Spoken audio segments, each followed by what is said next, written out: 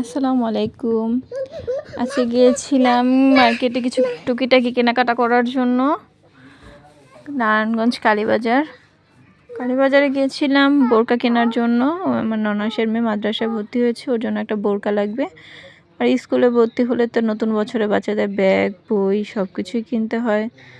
তার 3 ছেলে মেয়ের জন্য ব্যাগ কিনবে, তার মেয়ের জন্য জুতা নিল এখান থেকে বাসায় পরার জন্য। তারপরে বোরকা কিনলাম, বোরকা কিনে এখন বের হয়ে গেলাম ব্যাগ কেনার জন্য।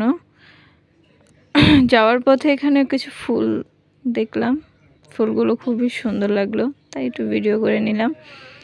এই আর্টিফিশিয়াল ফুলগুলো যে কোনো অকেশনে, হলুদের প্রোগ্রামে মাথায় পড়লে খুব সুন্দরই লাগে। এখানে জুতাগুলো দেখছিলাম, জুতাগুলো খুব সুন্দর ছিল। এটা হচ্ছে কালীবাজারের পিছন সাইডে, এটা কি মার্কেট বলে আমি নামটা শিওর মনে নেই। এখান থেকে ব্যাগ নিয়ে এখন আমরা কালীবাজার থেকে হাঁটতে হাঁটতে যাচ্ছি চাষারার দিকে।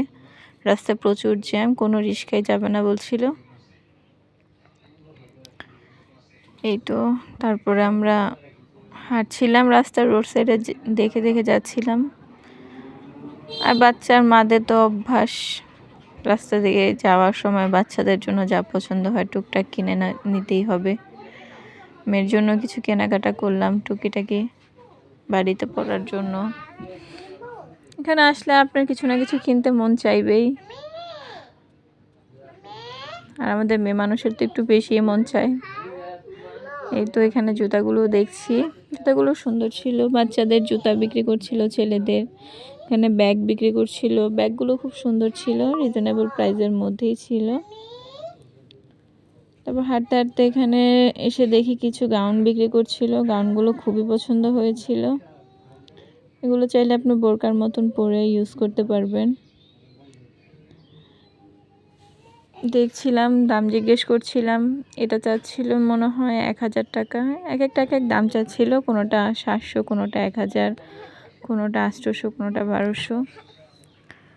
এটা পছন্দ হয়েছিল, এটা দাম চাচ্ছিল 1000 টাকা, কিন্তু আমাদের কাছে টাকা দুজনের থেকে মিলিয়ে দেখি 800 টাকা হচ্ছিল। ওনাকে বললাম কিছু কম রাখেন, উনি রাখবে না।